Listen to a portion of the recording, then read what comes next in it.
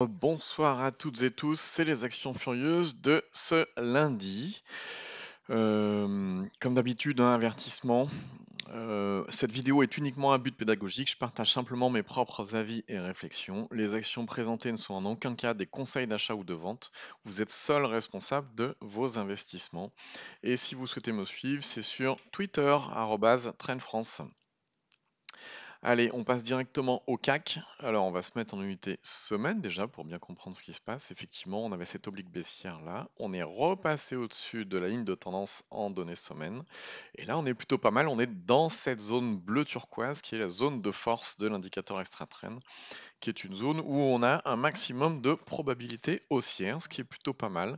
Alors, ce qu'on va guetter, prochaine étape, ça va être déjà la cassure du dernier plus haut qu'il y a là, hein.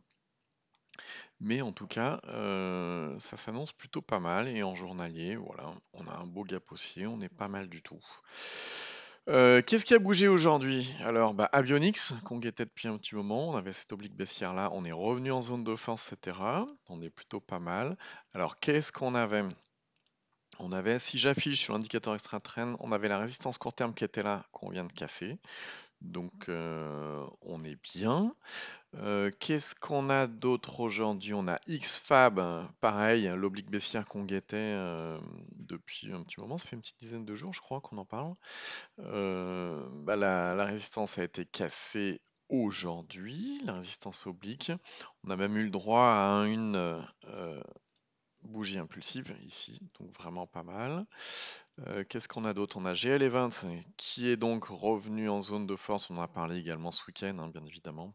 Les 18-26 ont été cassés, avec un petit gap baissier à l'ouverture, tout sympathique. Là, on est plutôt pas mal. Si on regarde en unité semaine, eh ben, on est bien. Et en unité mois, vous vous souvenez, j'avais affiché la dernière fois qu'on avait regardé la résistance dynamique qui vient d'être passée, donc on est bien. Voilà, voilà. Qu'est-ce qu'on a d'autre? SFPI qui est plutôt pas mal. En données mois, on est haussier dans la zone de force. En données semaine, on est également dans la zone de force. Et en données jour, on est également en zone de force. Ici, on avait la cassure des 3,58 qui a donné l'occasion au cours de s'extirper de cette zone-là. On est vraiment en zone de force. Derrière, il y a eu une compression pendant 2 journées. Et puis derrière, bougie impulsive, hein, comme d'habitude.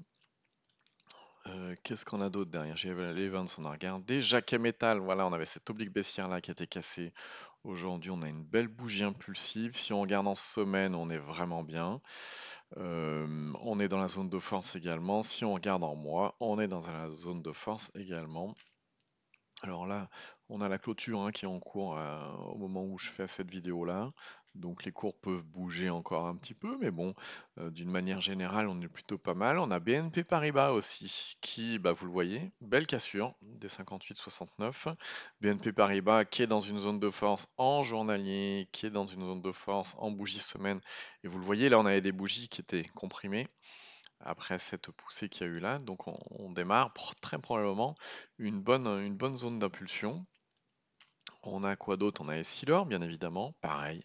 On avait les 174,28 qui ont été cassés, c'était quand vendredi, hein, je crois. Là, on continue notre chemin tranquillement. On a JC2Co, on avait cette oblique baissière là qui a été cassée aujourd'hui. On a Esquire qui casse les 299 et les 300 qui sont donc un cap psychologique. On a TF1, vous savez, on avait vu qu'on avait clôturé au-dessus des 9,235 qui correspondent, on va se mettre en semaine, c'est plus explicite, voilà, à ce seuil-là, qui était le dernier plus haut. On a Vinci, oui, vous savez, Vinci, on regardait il y a un petit moment cette belle oblique baissière qu'on avait là. Et bien là, elle commence à être cassée, donc on est plutôt pas mal. Les 93,40 qui était le dernier plus haut également. Donc Vinci, ça va pouvoir avancer un petit peu. ASM International qui va toujours taquiner les plus hauts. Est-ce qu'on a vu TF1? Effectivement, toujours on casse les plus hauts, c'est ce qu'on a vu tout à l'heure. On a Métropole TV, pareil, on est sur des plus hauts. On a AXA, pareil, on avait eu la cassure des 24,44. Voilà, on a pas mal de titres qui vont sur les plus hauts, ça progresse bien, tout simplement parce que le CAC prend un peu plus d'1%. Donc on est pas mal. Sur ce, je vous souhaite à toutes et tous une bonne soirée et je vous dis à demain.